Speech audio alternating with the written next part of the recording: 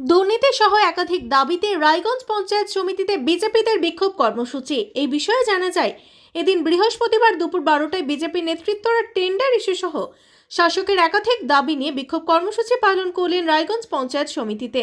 এই বিষয়ে পঞ্চায়েত সমিতির বিরোধী দলনেতা মলয় সরকার বলেন, পঞ্চায়েত সমিতিতে কোনো ঘর না থাকায় জনসাধারণের কাজের অসুবিধা হচ্ছে। তিনি আরও বলেন, গত 3 মাস আগে তাদের অন্ধকারে রেখে 3.5 কোটি টাকার টেন্ডার হয়েছে, অথচ সেই বিষয়ে তাদের জানানো হয়নি। এছাড়াও পঞ্চায়েত সমিতিতে বিরোধী সদস্যদের অন্যান্য বিষয়ে জানানো হয় না। এই সমস্ত বিষয় নিয়ে একরাশ ক্ষোভ উপড়ে দিয়ে আজ শতাধিক বিজেপি কর্মী সমর্থকেরা বিডিও অফিস চত্বরে বিক্ষোভ প্রদর্শন করেন এবং লিখিতভাবে তাদের দাবি সমূহ নিয়ে অভিযোগপত্র জমা দেন। এই প্রসঙ্গে রায়গঞ্জ পঞ্চায়েত সমিতির বিরোধী দলনেতা মলয় সরকার কি বললেন শোনাবো বিস্তারিত। আপনার নাম এবং ডেজিগনেশনটা যদি বলেন। আমার নাম হচ্ছে মলয় সরকার, আমি পঞ্চায়েত সমিতির বিরোধী দলনেতা। বলছি যে মলয়বাবু আজকে এখানে সাংবাদিক বৈঠক করার কারণ, দেখুন, প্রথম কথা হচ্ছে আমাদের দুর্ভাগ্যবশত ব্যাপার যে আজকে আমরা এতদিন পঞ্চায়েত সমিতিতে আছি, মনে হয় 1.5 বছর প্লাস হতে চললো। আজ অবধি প্রতিদিন আমরা ঘরে কথা বলি, আজ অবধি বসার ঘরটুকু পাইনি আমরা। কিন্তু লিখিত অভিযোগও জানাইছি আমরা যে আমাদের একটা ঘরের ব্যবস্থা করা হোক।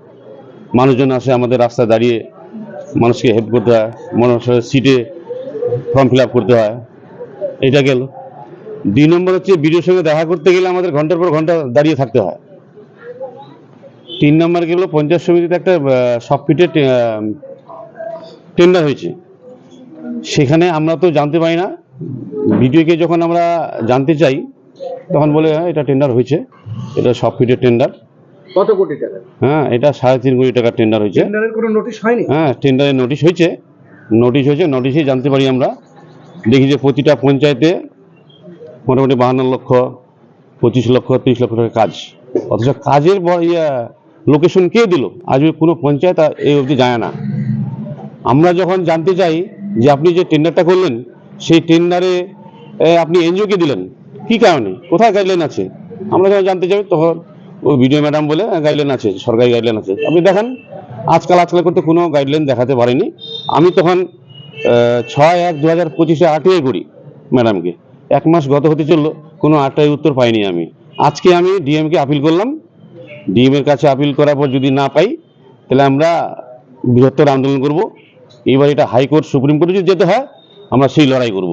এতটা দুর্নীতি আমরা সহ্য করব না। আপনার কি মনে হয় যে এই যে 3.5 কোটি টাকা টেন্ডার হয়েছে, এই ভিডিও যেভাবে আপনাদেরকে সাইড করে রেখে দিয়েছে, যে আপনি যেটা বলছেন যে পঞ্চায়েতের প্রধানরা যে কাজ বেনিফিশিয়ারিদের কাজ দেবে সেই লোকেশনটা কে করে দিল, সেই জায়গায় থেকে আপনি মনে করছেন যে এটা কোনো দ্বিচারিতা একটা হয়েছে? এটা সম্পূর্ণ দ্বিচারী। অবশ্যই, কারণ আমরা দীর্ঘদিন মেম্বার আছি, কারণ কিছু কাজ করতে গেলে আমাদের অ্যানুয়াল অ্যাসেম্বলি তুলতে হয়। আমরা মেম্বাররা নাম দিয়ে অ্যানুয়াল অ্যাসেম্বলি তৈরি হয়, তারপর টেন্ডার হয়। আর এখানে কোনো কিছুই নাই। আপনারা কতজন আছেন? আমরা 15 জন বিরোধী আছি। এই যে 1.5 বছর হলো ক্ষমতায় আছেন, কি কাজ করেছেন?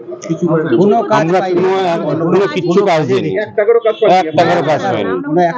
এবার আমরা গতবার অ্যানুয়াল অ্যাসেম্বলি জমা দিলাম, হ্যাঁ, সেটাকে আউট করে দিয়েছে, একদম জিরো করে রেখে দিয়েছে আমাদেরকে। আপনারা ভিডিওকে জানান না এই ব্যাপারে? ভিডিওকে প্রতিবার জানানো হয়েছে, কমপ্লেন করা হয়েছে, অনেক কিছু করা হয়েছে। রাস্তাঘাটের জন্য লিখিত কমপ্লেন দেওয়া হয়েছে, ডেপুটেশনও দেওয়া হয়েছে, হ্যাঁ, রিসিভ করা আছে, কিন্তু কোনো কাজ দিচ্ছে না। না, কোনো কাজ দিচ্ছে না। কোনো মিটিংয়ে তো সেরকম কিছু হয় না। ওই সই করে না সব মেম্বারদের, সাদা খাতায় সই করে আর নিজের মতো খুশি মতো আলোচনা করেন না আপনারা, বসে বিষয়গুলো তুলে ধরেন না? বিষয় তুলে ধরা হয়। সেক্ষেত্রে বলছে সই করুন, আপনার মিটিং এ থাকলে সই করতে হবে।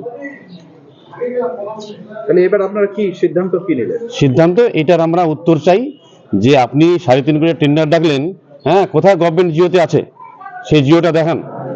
আর আমি RTI এর মাধ্যমে অনেক কিছু চেয়েছি, কে দিল কাজের নাম, লোকেশন কোথায়, ওয়ার্ক অর্ডার চেয়েছি, জিওটা চেয়েছি।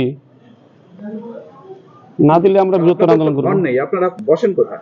এমনি রাস্তাঘাটে বসি, আমাদের কোনো প্রতিদিন বলা হয়, মিটিংও বলা হয়, ঘরে কথা সব সময় বলা হয়। যে মহিলা যেগুলো আমাদের সদস্য আছে পঞ্চায়েত সমিতি, ওনাদের জন্য খুব কষ্ট। কতজন আছেন? মহিলা 7 জন আছে। 7 জন সদস্য। ওনারাও কি বাইরে এসে বাইরে বলতেই বাইরে কোনো নাই, বুদ্ধি নাই। তাতে সবচেয়ে দুর্ভাগ্য বিষয় হলো যে আমরা যে জনপ্রতিনিধি, আমাদের এলাকার যে উন্নয়নের জন্য আমাদের এলাকায় কোনো উন্নয়ন হচ্ছে না। আমরা সাধারণ লোকের কাছে আমরা খারাপ হচ্ছি। তাতে কি হচ্ছে, একটা খারাপ বার্তা যাচ্ছে আমাদের জন্য। আমরা যদি কিছু একটা রাস্তাঘাট সাধারণ পাবলিককে কোনো প্রতিশ্রুতি দিয়ে করতে পারি, সেটাও হচ্ছে না। ওনারা যায় সামনের 2023-24 অ্যানুয়াল অ্যাকশন প্ল্যানের কোনো কাজ দেয় না, ফিনান্সের কোনো কাজ আমাদের দেয়নি। তাতে কি হচ্ছে, আমাদের এই যে ব্লকে আইসে তো কোনো লাভ নেই, না বসার জায়গা আছে, না কোনো কাজ দিচ্ছে, কোনো কথাই শুনছে না। আমরা 6 নম্বর রামপুরের 15 নম্বর PS এর গ্রাম পঞ্চায়েত সদস্যর হাজবেন্ড। আমি গ্রাম পঞ্চায়েত সদস্য জগত্তারা শীল, ওনার হাজবেন্ড অরুণ কুমার শীল। আপনার নাম কি? আপনার নাম? আমার নাম চন্দনা সরকার, কোথায় বাড়ি? গণেশপুর গুলগুলি মোড়, 14 নম্বর কমলাবাড়ি 2, 42 PS আমার। একই তো সবই, আমরাও তো কোনো কাজ পাচ্ছি না, গ্রামের কোনো উন্নয়ন করতে পারছি না, কিছুই করতে পারছি না। আমরা শুধু মেম্বার হচ্ছি, আমাদের কিছু করার নেই। কি নাম বললেন? চন্দনা সরকার। আচ্ছা, এইগুলো রায়গঞ্জ থেকে শান্তনু চক্রবর্তী এবং প্রণব কুমার দেবনাথের রিপোর্ট, আর বঙ্গ সংবাদ। জিনিয়াস এডুকেয়ার একাডেমি শিশুর ভবিষ্যৎ গড়ার প্রথম ধাপই হলো সঠিক শিক্ষা, আর সেই শিক্ষার প্রতিক্রিয়া জিনিয়াস এডুকেয়ার একাডেমি। এখানে নার্সারি থেকে 4র্থ শ্রেণী পর্যন্ত আধুনিক ও মানসম্মত মানের শিক্ষা প্রদান করা হয়, যেখানে আপনার শিশুর মেধার বিকাশ নিশ্চিত করা হয়। অভিজ্ঞ ও যত্নশীল শিক্ষকদের মাধ্যমে আমরা নিশ্চিত করছি সেরা পাঠদান। এছাড়াও সুবিধাজনক যানবাহন ব্যবস্থার মাধ্যমে আমরা নিশ্চিত করি নিরাপদ ও স্বাচ্ছন্দ্যময় যাত্রা। পড়াশোনার পাশাপাশি রয়েছে খেলাধুলো ও সহশিক্ষা কার্যক্রম, যা শিশুর সার্বিক, মানসিক ও শারীরিক বিকাশে সাহায্য করে।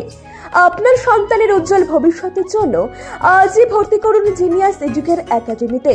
যোগাযোগ করুন 919563630109 এই নম্বরে। আমাদের ঠিকানা ঘুমডাঙ্গা, রায়গঞ্জ, উত্তর দিনাজপুর।